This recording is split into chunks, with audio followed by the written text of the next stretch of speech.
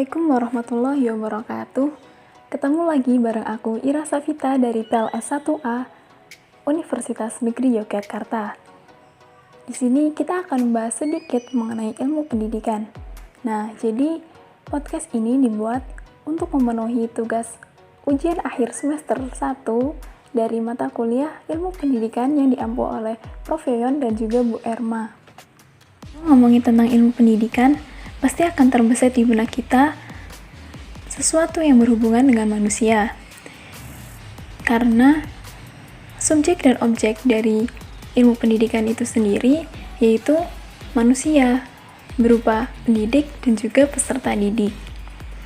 Selain itu, akan terpikir oleh kita mengenai sekolah, jenjang-jenjang yang ada di sekolah, dari sekolah dasar sampai ke perguruan tinggi. Juga sarana prasarana yang ada di sekolah tersebut, dan juga yang lain-lainnya. Dari yang pertama yang akan kita bahas, yaitu mengenai hakikat manusia.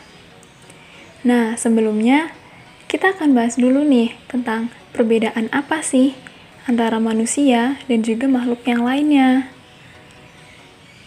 Jadi ada beberapa poin tentang perbedaan manusia dengan makhluk lainnya. Yang pertama, yaitu kemampuan untuk menyadari diri. Yang kedua, yaitu kemampuan untuk bereksistensi, di mana ini berarti bahwa kemampuan ini adalah kemampuan untuk bisa menerobos ruang dan waktu. Yang ketiga, yaitu pemilikan kata hati. Nah, dengan kata hati ini, manusia jadi bisa membedakan antara baik dan buruk, sehingga ketika mengambil suatu keputusan, itu akan menjadi lebih baik, seperti itu. Yang keempat, yaitu memiliki moral atau etika. Yang selanjutnya, memiliki kemampuan untuk bertanggung jawab. Yang selanjutnya, memiliki rasa kebebasan. Terus, memiliki kewajiban dan hak. Dan yang terakhir, yaitu kemampuan untuk menghayati kebahagiaan. Hakikat manusia adalah sebagai objek dari ilmu pendidikan itu sendiri. Nah, yang dikaji itu adalah interaksi dari proses pendidikan. Lalu muncul pertanyaan, mengapa kita perlu untuk mengkaji, untuk berinteraksi dengan ilmu pendidikan ini sendiri? Jawaban ini bisa dilihat dari berbagai aspek yang ada, baik itu psikologis, sosiologis, budaya, ekonomi, maupun filosofis. Jika dilihat dari aspek-aspek tersebut, maka hasil akhirnya itu, mengapa kita harus berinteraksi dengan ilmu pendidikan, itu agar terbentuknya manusia yang lebih dewasa dan juga yang lebih berkembang. Jadi mengembangkan manusia itu harus dilakukan melalui pendidikan. Tetapi tidak bisa sembarangan dalam proses mengembangkan manusia, karena manusia dibatasi oleh bakat, kemampuan, dan juga dipengaruhi oleh keturunan. Jadi harus menggunakan metode yang tepat dan cara-cara yang tepat agar bisa mengembangkan manusia dengan lebih efektif. Yang selanjutnya yaitu manusia sebagai makhluk individu. Sebagai individu, manusia adalah kesatuan yang tak dapat dibagi antara aspek badani dan juga rohaninya. Setiap manusia mempunyai perbedaan sehingga bersifat unik. Perbedaan ini baik berkenaan dengan postur tubuhnya, kemampuan berpikirnya, minat dan bakatnya, dunianya, maupun cita-citanya. Lalu, manusia sebagai makhluk sosial. Tidak bisa dibungkiri bahwa sebagai individu pastilah membutuhkan bantuan dari orang lain. Dalam hidup bersama dengan sesamanya, setiap individu menempati kedudukan tertentu. Di samping itu, setiap individu mempunyai tujuan dan dunia masing-masing. Mereka juga mempunyai dunia bersama dan tujuan hidup bersama dengan sesamanya. Selain adanya kesadaran diri, terdapat pula kesadaran sosial pada manusia lain. Melalui hidup dengan sesamanya lah, manusia akan dapat mengukuhkan eksistensinya. Sehubungan dengan ini, Aristoteles menyebut manusia sebagai makhluk sosial atau makhluk yang bermasyarakat. Lalu ada manusia sebagai makhluk berbudaya. Manusia memiliki inisiatif dan juga kreatif dalam menciptakan kebudayaan, hidup berbudaya, dan membudaya. Kebudayaan bertautan dengan kehidupan manusia sepenuhnya. Kebudayaan menyangkut sesuatu yang nampak dalam bidang eksistensi setiap manusia. Manusia tidak terlepas dari kebudayaan, bahkan manusia itu baru bisa menjadi manusia karena bersama kebudayaannya. Sebagaimana dinyatakan di atas, kebudayaan memiliki fungsi positif bagi kemungkinan eksistensi manusia. Namun demikian, apabila manusia kurang bijaksana dalam mengembangkannya, kebudayaan pun dapat menimbulkan kekuatan-kekuatan yang mengancam eksistensi manusia. Kebudayaan tidaklah bersifat statis melainkan dinamis. Kodrat dinamika pada diri manusia mengimplikasikan adanya perubahan dan pembaharuan kebudayaan. Hal ini tentu saja didukung pula oleh pengaruh kebudayaan masyarakat atau bangsa lain terhadap kebudayaan masyarakat yang bersangkutan. Yang selanjutnya yaitu makna pendidikan dan batas-batas pendidikan. Jika ada pertanyaan, kapan pendidikan itu dimulai? Maka jawabannya adalah sejak kehidupan manusia itu ada. Secara historis, pendidikan dalam arti luas telah dimulai dilaksanakan sejak manusia berada di muka bumi ini. Dengan perkembangan peradaban manusia, berkembang pula isi dan bentuk termasuk perkembangan penyelenggaraan pendidikan. Ini sejalan dengan kemajuan manusia dalam pemikiran dan ide-ide tentang pendidikan.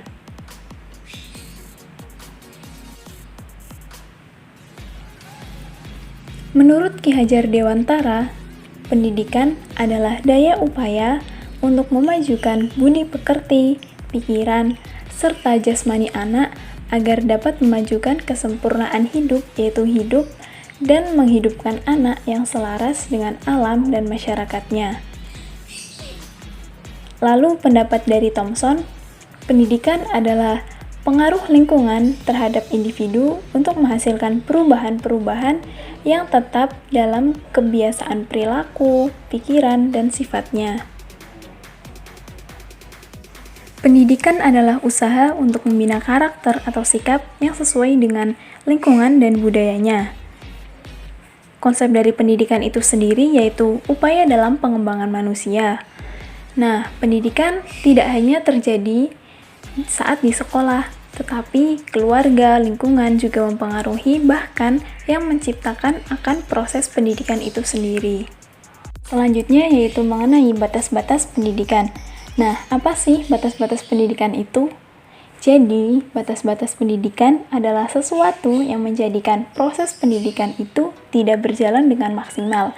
Jadi, sesuatu yang menghambat proses pembelajaran, proses pendidikan itu sendiri. Nah, batas-batas pendidikan ini bisa kita lihat dari beberapa aspek. Yang pertama, kita lihat dari bidang segi peserta didik. Seperti yang kita ketahui bahwa karakteristik dari setiap peserta didik itu pastilah berbeda, baik dalam kemampuan bakat, minat, motivasi, watak, ketahanan, dan sebagainya. Kecerdasan ada bermacam-macam, baik itu kinestetik, intrapersonal, eksistensial, musikal, naturalistik, logically, linguistik, dan lain-lain. Setiap peserta didik memiliki porsinya masing-masing dalam menguasai keseluruhan kecerdasan yang ada. Jadi tidak bisa disamaratakan antara peserta didik yang satu dengan peserta didik yang lainnya dalam penguasaan kecerdasan yang ada. Mungkin saja ada yang bisa dalam bidang A, ada yang bidang B, dan ada yang bidang C. Jadi tidak bisa disamaratakan, harus bisa semuanya. Karena semuanya sudah mempunyai porsinya masing-masing dalam penguasaan. Ketika emang ada kekurangan dalam hal A, sebagai pendidik, tugasnya adalah membantu dan mendorong siswa agar bisa lebih menguasai di bidang tersebut. Salah satu solusi yang ditawarkan yaitu dengan adanya lembaga-lembaga pendidikan nonformal. Dengan adanya lembaga-lembaga tersebut, diharapkan batasan-batasan yang ada bisa dikurangi dan bisa lebih berjalan dengan lebih efektif.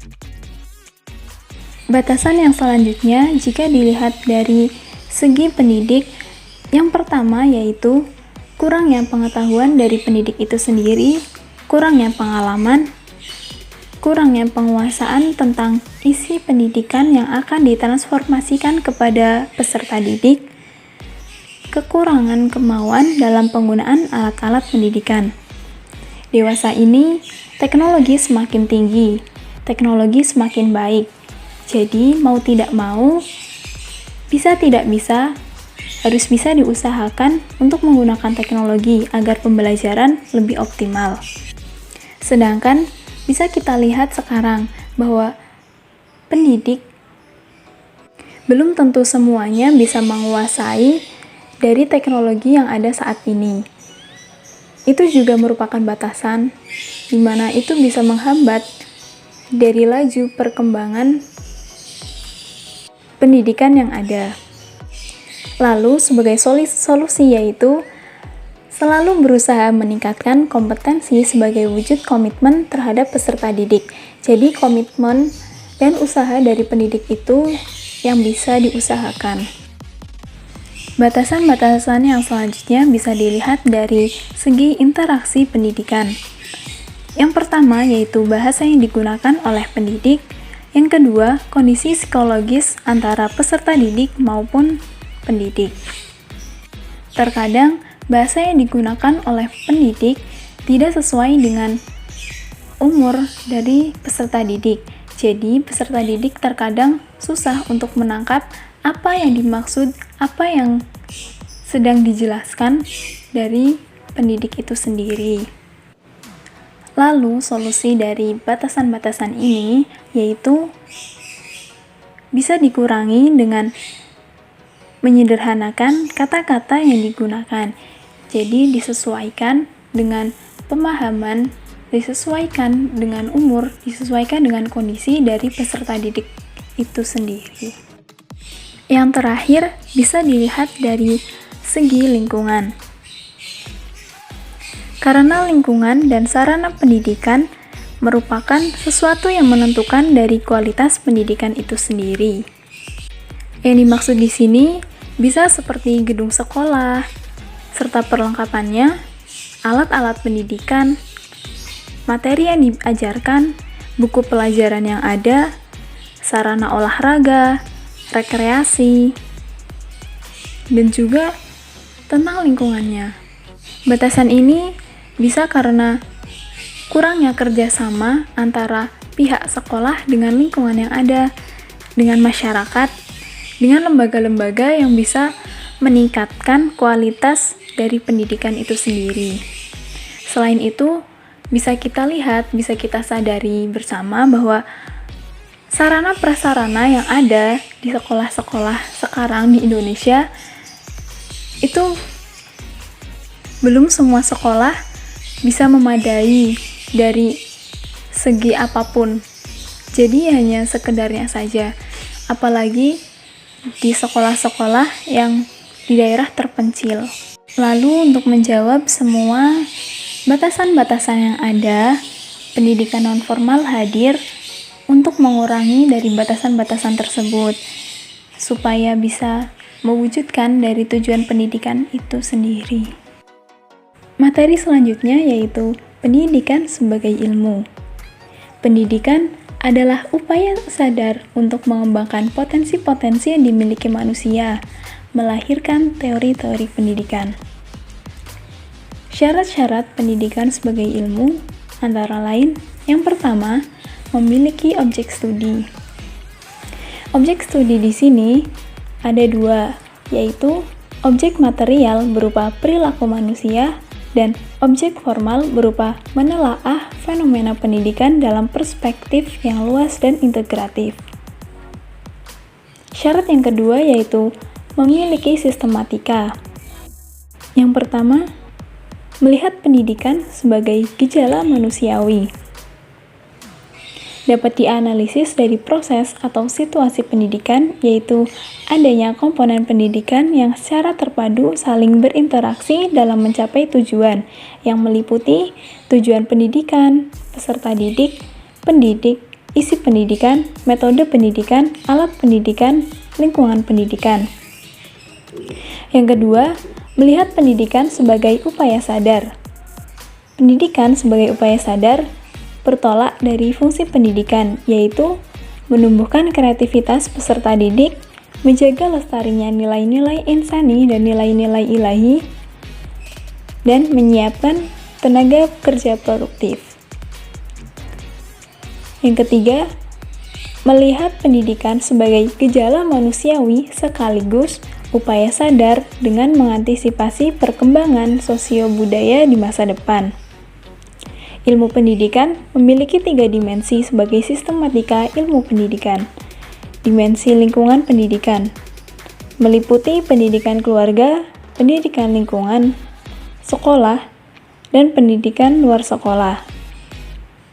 Lalu, dimensi jenis-jenis persoalan pendidikan berupa persoalan fondasional, persoalan struktural, dan persoalan operasional. Yang terakhir, dimensi waktu dan ruang. Jadi, 3 dimensi ilmu pendidikan. Yang pertama yaitu dimensi lingkungan pendidikan, yang kedua dimensi jenis-jenis persoalan pendidikan, dan yang terakhir dimensi waktu dan ruang. Syarat pendidikan sebagai ilmu yang terakhir yaitu memiliki metode. Metode yang dipakai dalam ilmu pendidikan menurut Sudomo 1990 yaitu yang pertama, metode normatif. Yang kedua, metode eksplanatori. Yang ketiga, metode teknologis. Lalu ada metode deskriptif fenomenologis, metode hermeneutis, dan yang terakhir ada metode analisis kritis. Jadi, pendidikan sebagai ilmu adalah cara yang dilakukan yang bisa melahirkan pengetahuan baru agar nantinya bisa digunakan dalam proses perkembangannya. Yang selanjutnya yaitu pendidikan sebagai sistem. Sistem adalah suatu kelompok unsur yang saling berinteraksi, saling terkait atau ketergantungan satu sama lain yang membentuk satu keseluruhan yang kompleks. Sistem adalah suatu rangkaian keseluruhan kebulatan kesatuan dari komponen-komponen yang saling berinteraksi atau interdependensi dalam mencapai tujuan. Jadi, pendidikan sebagai sistem adalah suatu metode, cara untuk mencapai cita-cita dari pendidikan itu sendiri. Unsur-unsur yang ada dalam sistem yaitu ada satu kesatuan organis, adanya komponen yang saling membentuk kesatuan organis, adanya hubungan keterkaitan antara komponen satu dengan yang lain maupun antara komponen dengan keseluruhan, adanya gerak atau dinamika, adanya tujuan yang ingin dicapai. Materi yang selanjutnya yaitu mengenai aliran-aliran pendidikan. Yang pertama ada aliran nativisme. Aliran ini berpandangan bahwa perkembangan manusia itu telah ditentukan oleh faktor-faktor yang dibawa manusia sejak lahir, pembawaan yang telah terdapat pada waktu dilahirkan yang menentukan hasil perkembangannya. Menurut kaum nativisme ini, pendidikan tidak dapat mengubah sifat-sifat pembawaan. Sebagai contoh, seorang anak yang berasal dari orang tua yang ahli musik, maka anak tersebut akan berkembang menjadi seniman musik juga, yang mungkin kebisaannya bisa melebihi kemampuan orang tuanya atau juga hanya sampai setengah kemampuan orang tuanya.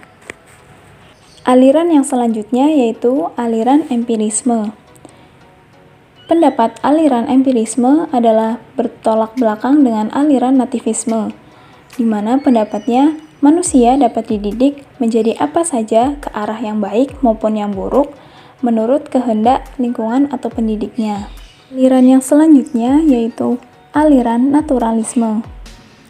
Aliran ini berpendapat bahwa hakikatnya semua anak sejak lahir adalah baik, bagaimana hasil perkembangannya saat ditentukan dari pendidikan yang diterimanya atau yang dari yang mempengaruhinya. Jadi bisa hasilnya baik ataupun buruk sesuai dengan pendidikan yang ia terima. Ada 3 prinsip dari proses pembelajaran aliran ini. Yang pertama, anak didik belajar melalui pengalamannya sendiri. Yang kedua, pendidik hanya menyediakan lingkungan belajar yang menyenangkan. Yang terakhir, program pendidikan di sekolah harus disesuaikan dengan minat dan bakat dengan menyediakan lingkungan belajar yang berorientasi kepada pola belajar anak didik. Aliran yang selanjutnya yaitu aliran konvergensi. Aliran ini berpendapat bahwa anak lahir di dunia ini telah memiliki bakat baik dan buruk. Sedangkan perkembangan anak selanjutnya akan dipengaruhi oleh lingkungannya. Aliran yang selanjutnya yaitu ada aliran esensialisme. Esensialisme adalah pendidikan yang didasarkan kepada nilai-nilai kebudayaan yang telah ada sejak awal peradaban umat manusia. Lalu ada aliran progresivisme. Aliran ini berpendapat bahwa pengetahuan yang benar pada masa kini mungkin tidak benar di masa mendatang. Pendidikan harus terpusat pada anak, bukannya memfokuskan pada guru atau bidang muatan. Aliran ini mempunyai konsep yang didasari oleh pengetahuan dan kepercayaan bahwa manusia itu mempunyai kemampuan yang wajar dan dapat menghadapi dan mengatasi masalah-masalah yang bersifat menekan atau mengancam adanya manusia itu sendiri. Aliran yang selanjutnya yaitu aliran perennialisme. Aliran ini memegang prinsip jalan mundur ke belakang dengan menggunakan kembali nilai-nilai atau prinsip-prinsip umum yang telah menjadi pandangan hidup yang kuat, kukuh pada zaman kuno dan abad pertengahan. Lalu ada aliran rekonstruksionisme. Aliran ini adalah suatu aliran yang berusaha merombak tata susunan lama dan membangun tata susunan hidup kebudayaan yang bercorak modern. Aliran yang terakhir yaitu aliran pragmatisme. Aliran ini adalah aliran yang mengajarkan bahwa yang benar adalah apa saja yang membuktikan dirinya sebagai yang benar dengan akibat yang bermanfaat secara praktis. Misalnya, berbagai pengalaman pribadi tentang kebenaran mistik, asalkan dapat membawa kepraktisan dan bermanfaat. Artinya, segala sesuatu dapat diterima asalkan bermanfaat bagi kehidupan. Cukup sekian yang bisa saya sampaikan, kurang lebihnya mohon maaf. Assalamualaikum warahmatullahi wabarakatuh.